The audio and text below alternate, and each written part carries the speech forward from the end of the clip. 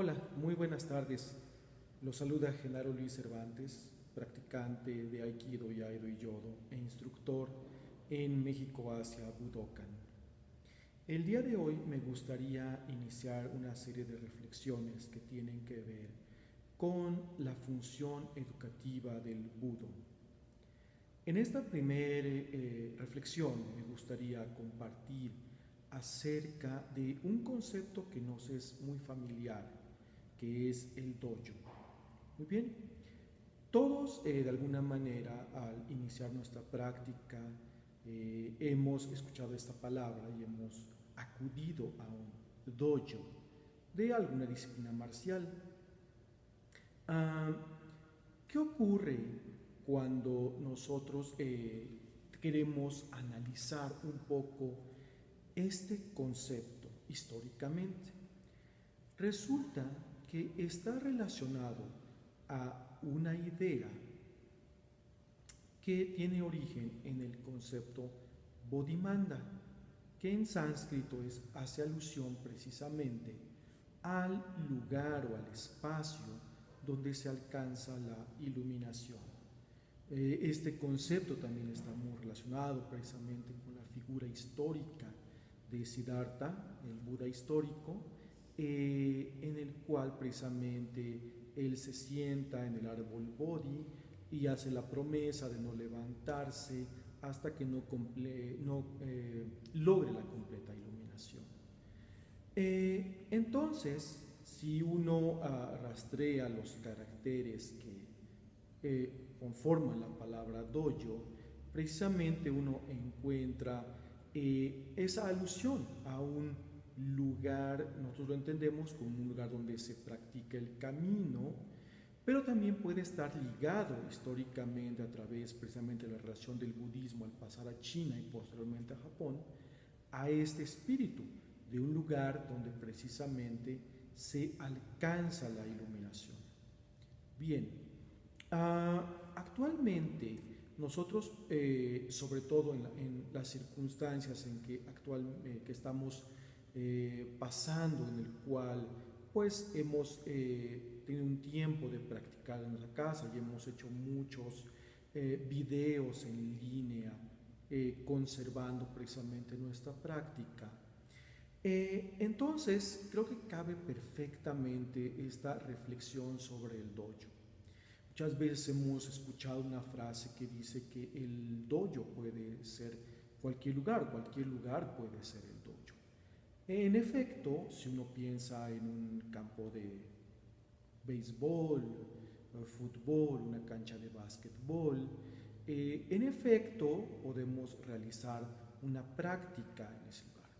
Pero, ¿qué ocurre si nosotros hacemos esta reflexión o esta ligera razonamiento lógico? Si ese lugar, esa cancha de básquetbol, esa casa fuera per se un dojo, entonces si una persona ingresara a esa cancha o a esa casa, en sí mismo le conduciría a un logro, a una iluminación, a una comprensión. Y sabemos que no es así. Entonces, el dojo, en esencia, si volvemos a este aspecto histórico del lugar donde se logra la iluminación, toma sentido si nosotros observamos la tradición budista respecto al concepto de la triple joya.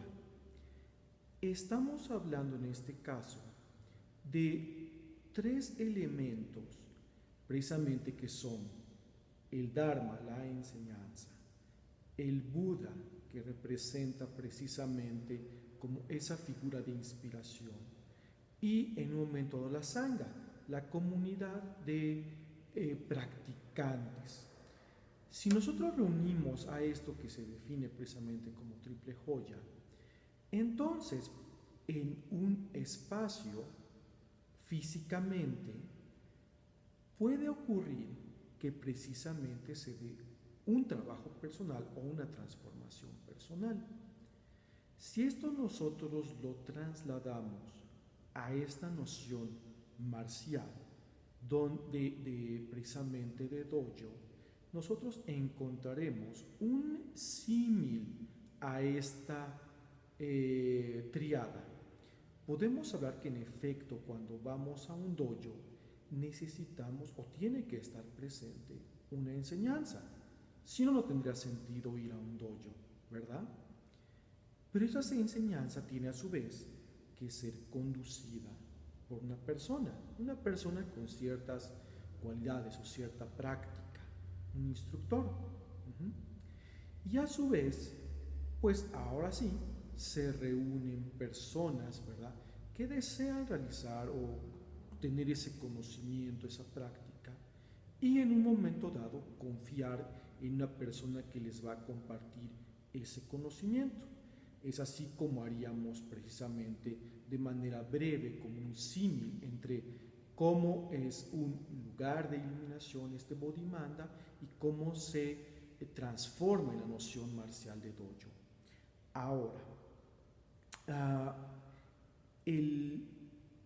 retomando la parte establecida por el budismo, en efecto el Dharma representa todos los métodos y medios que nos conducirían a cierta iluminación, a cierto despertar. El Buda es una fuente de inspiración, ¿verdad? Es alguien que ha recorrido el camino, que ha comprobado precisamente todas las dificultades, desafíos, y que en un momento, al actualizar todos sus potenciales, en un momento dado se vuelve precisamente una evidencia precisamente de a dónde podemos llegar. Y la Sangha, pues es esa comunidad, una comunidad que precisamente se brinda soporte y motivación. Ahora, traslademos esto al entorno de un dojo de artes marciales. En efecto, por supuesto que también se puede acompañar de cierta práctica contemplativa dentro de ese dojo. No perdería esa esencia del Bodhimanda.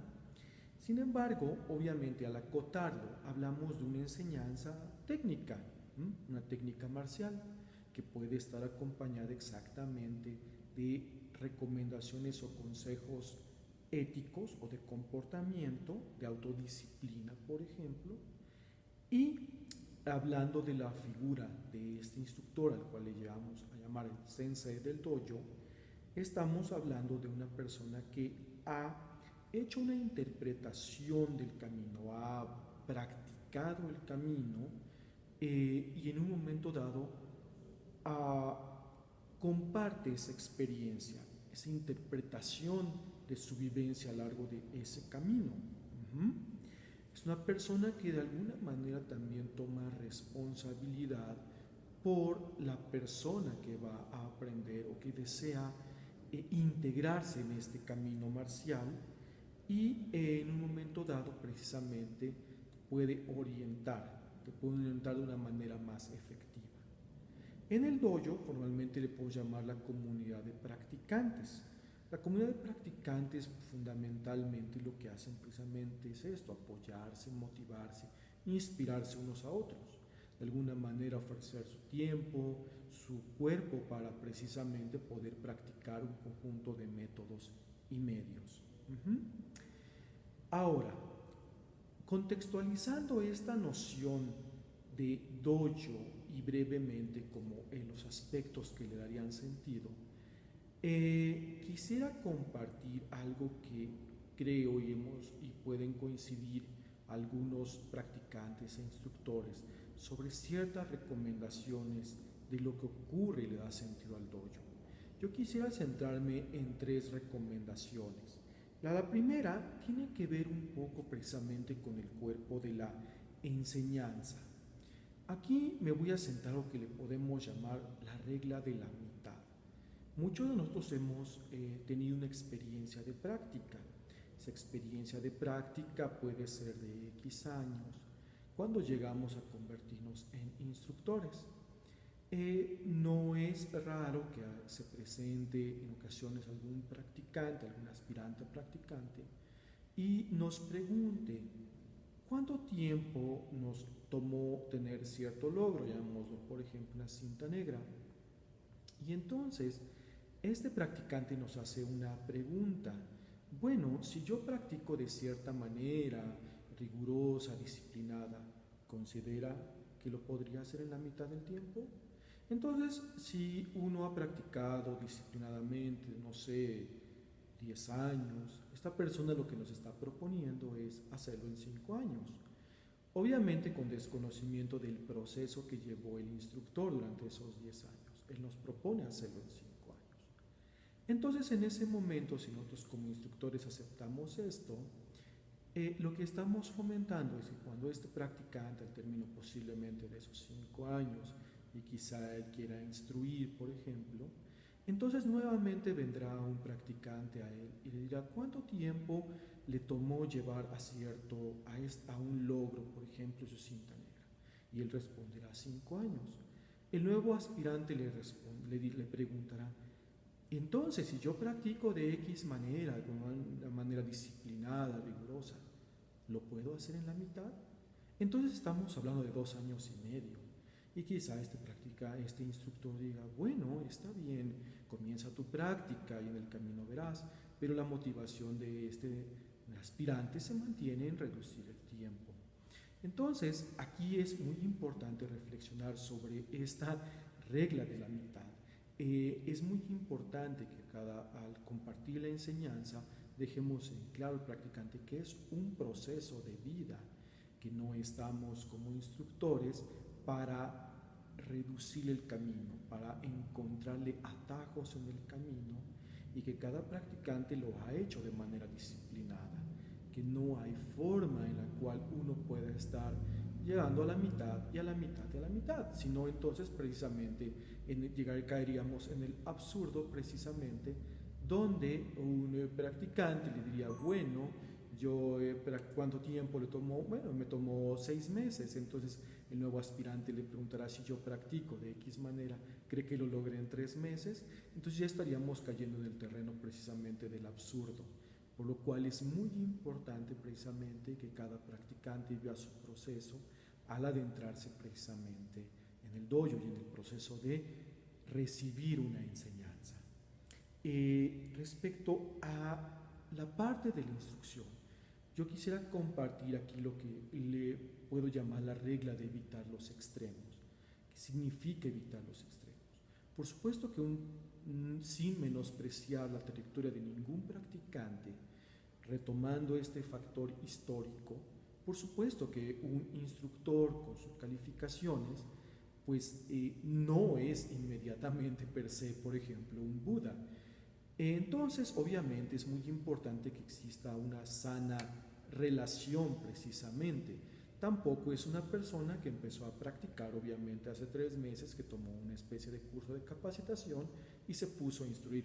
Por supuesto, tiene una trayectoria que está viva, una trayectoria que cambia momento a momento, porque él se va transformando, él como practicante después de 6 meses, después de 1 año, después de 5 años, por supuesto que no es la misma persona. Entonces, en sí mismo es muy importante que uno precisamente evite estos extremos.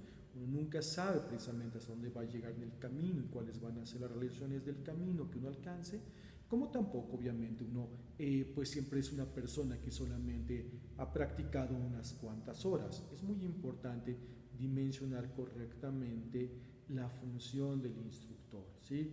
Es una persona que precisamente está viviendo el proceso y por lo tanto tiene que tener muy en mente evitar precisamente los extremos, verse a sí mismo como una persona que quizá no tiene una serie de habilidades o que duda de sus habilidades, como tampoco considerar precisamente que bueno, por estar al frente de un dojo es una persona de una serie de cualidades personales que en sí mismo ya las encarna, no necesariamente. Lo ideal es que sí, por supuesto, pero es un proceso cambiante y obviamente eso le agregará precisamente en lo que pueda compartir progresivamente con sus alumnos.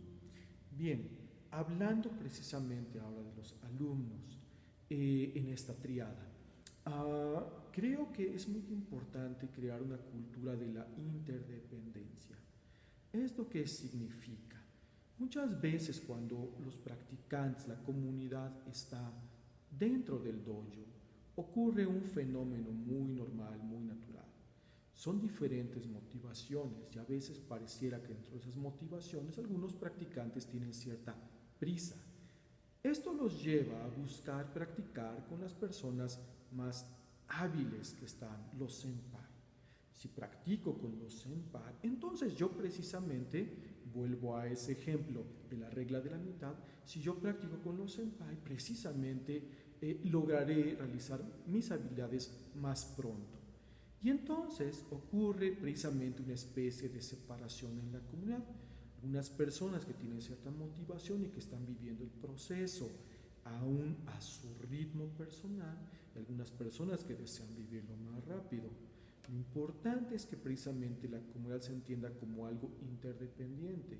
Si todos progresan, si todos mejoran su técnica, pues yo tendré más compañeros con quien practicar que si yo me reduzco a 2 o 3 con quien practicar. En un momento dado eso le da mucho valor. El ayudar a compañeros principiantes es algo invaluable precisamente. En un momento dado inspirarlos, motivarlos. Y a su vez, en efecto, los compañeros principiantes también tienen que aceptar que están viviendo un proceso el cual precisamente no es la meta quemarlo en poco tiempo, precisamente como si la finalidad del dojo fuera precisamente entregar un resultado breve. Esa no es la finalidad de un dojo.